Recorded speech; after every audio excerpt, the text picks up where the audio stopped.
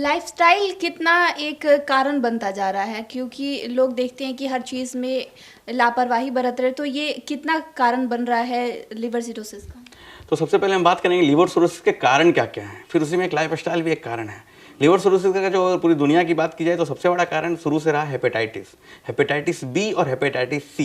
कुल मिला के और भी हेपेटाइटिस है, हेपेटाइटिस ए है, हेपेटाइटिस ई है, हेपेटाइटिस डी है, लेकिन हेपेटाइटिस ए और ई सिरोसिस नहीं कराता है। हेपेटाइटिस ई कराता भी है तो उसके बहुत ही रेयर वेरिएंट कराते हैं, लेकिन हेपेटाइटिस बी और सी सबसे टॉप पे है जो आपको सिरोसिस कराता है। अगर किसी को हेपेटाइटिस बी है और सी है, श्रोतागण अगर आप सुन रहे हैं आपके गांव में, आपके घर में, तो तुरंत उन्हें डॉक्टर से मिलने बोलें, उसका इलाज है।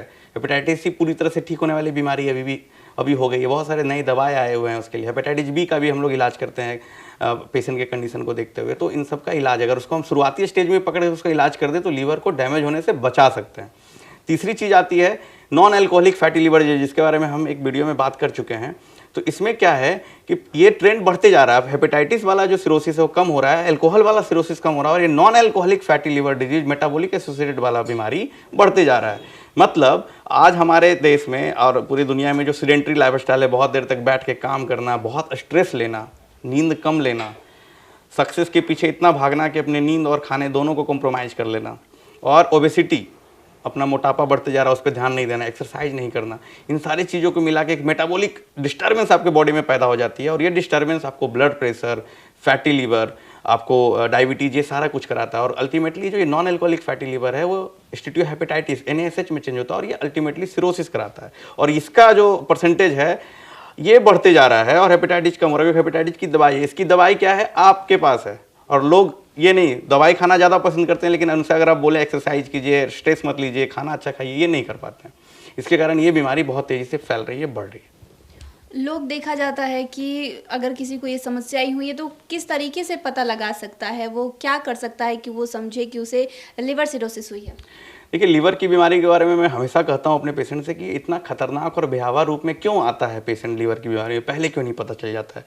तो जो सबसे खराब चीज़ है लीवर की बीमारी में, शुरुआती दिनों में, इवन बहुत लेट स्टेज तक कोई सिम्टम इसका नहीं होता है। आपका लीवर अगर 50% 60% डैमेज हो गया तब भी कोई लक्षण नहीं आ रहा है, अचानक से लक्षण आया, पेट फूलना शुरू हो गया, खून की उल्टी हुई, पैर में सूजन हो गया, शरीर में जो बाल था वो कम होने लगा, आपका ब्रेस्ट मेल है तो ब्रेस्ट इनलार्जमेंट होने लगा, ये सब लीवर के बीमारी के लक्षण है। ये सारे लक्षण कहीं ना कहीं किसी न किसी रूप में अगर आपको आते हैं, आप डॉक्टर के पास आते हैं तो पता चलता है लीवर में सिरोसिस हो रखा है।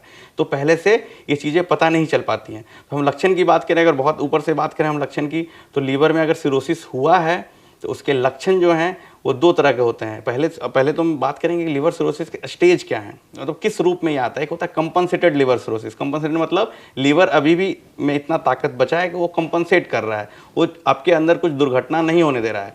तो उस स्टेज में वो पता कैसे चलता है, आप आए डॉक्टर के पास थकावट के कारण, आप आए डॉक्टर के पास कि चलो पीलिया हो गया है, तो उसके उस समय आपका अल्ट्रासाउंड हुआ, उसमें सिरोसिस पता चला। आप एल्कोहल बहुत लेते हैं, आपने स्क्रीनिंग कराया, LFT कराया, अल्ट्रासाउंड कराया, तो पता चला सिरोसिस है, लेकिन उसके लक्षण नहीं है। अगर उसके लक्षण अभी तक नहीं है, पीलिया भी एक लक्षण है, उसको भी डिकम्पनसेशन बोलते हैं, लेकिन अगर और थकावट के कारण आपको पता चल गया सिरोसिस आ गया और उसमें कोई लक्षण नहीं, इसको बोलते हैं कंपनसेटेड सिरोसिस, कोई लक्षण नहीं लेकिन सिरोसिस है, वो बहुत ही अच्छा स्टेज है। उस समय कम से कम हम लोग इंटरवेंशन कर सकते हैं, जिसके कारण उनको हो रखा है उस चीज़ को खत्म करें। हेपेटाइटिस भी है तो उसकी दबा दें, हेपेटाइटिस सी उसकी दबा दें, मोटापा है उसको कम करें। इस तरह से हम उस स्टेज को वहीं पर रोक सकते हैं, ठीक है। उसको आगे नहीं, उसको वापस नहीं ला सकते, सिरोसिस को हम रिवर्ट नहीं कर, लेकिन उसको आगे नहीं बढ़ने दे सकते। अब आता है डिकम्पनसेटेड सिरोसिस, इसमें हम लक्षण की बात करेंगे। तो डिकम्पनसेटेड सिरोसिस में क्या क्या लक्षण हो सकते हैं? पेशेंट को बेहोशी हो सकती है, जिसको हेपेटिक इनकैप बोलते हैं। पेशेंट को खून की उल्टी हो सकती है, खून की उल्टी, इसमें एसोफेगस में जो खाने की नली है उसमें गुच्छा बन जाता है, जिसको वेरिसिस बोलते हैं, उसमें उल्टी होने का संभावना होता है। पेट फूल सकता है, पेट में पानी, पैर में पानी जमा हो सकता है, एसाइटिस बोलते हैं। ये सब डिकम्पनसेशन का साइन है। पेशेंट को जॉन्डिस हो सकता है। उसके अलावा पेशेंट के लंग में भी प्रॉब्लम हो सकता है, जिसको HPS बोलते हैं, सांस लेने में दिक्कत हो रहा है लीवर की बीमारी, दिक्कत हो रहा है सांस लेने में। पेशेंट जा रहा है लंग के डॉक्टर के पास, पेशेंट जा रहा है फिजिशियन के पास, उनको पता नहीं चल रहा बीमारी लीवर की और सांस लेने में तकलीफ हो रही है। ऐसे भी केस बहुत सारे देखने को मिलते हैं। डायबिटीज पेशेंट है, पेट फूलना शुरू हो गया, पता चला उसको सिरोसिस हो रखी है, क्योंकि पहले से कुछ पता ही नहीं था। ऐसे बहुत सारे केस हैं जिसमें कि हम लोग इंड स्टेज में पेशेंट हमारे पास आता है, उस समय हमारे पास कोई ऑप्शन भी नहीं बचता है। उस समय ऑप्शन के रूप में सिर्फ लीवर ट्रांसप्लांट और कुछ ऐसी दवाइयाँ जो उनके सिम्टम को ठीक करें। लीवर को हम ठीक नहीं कर सकते हैं उन दवाइयों से।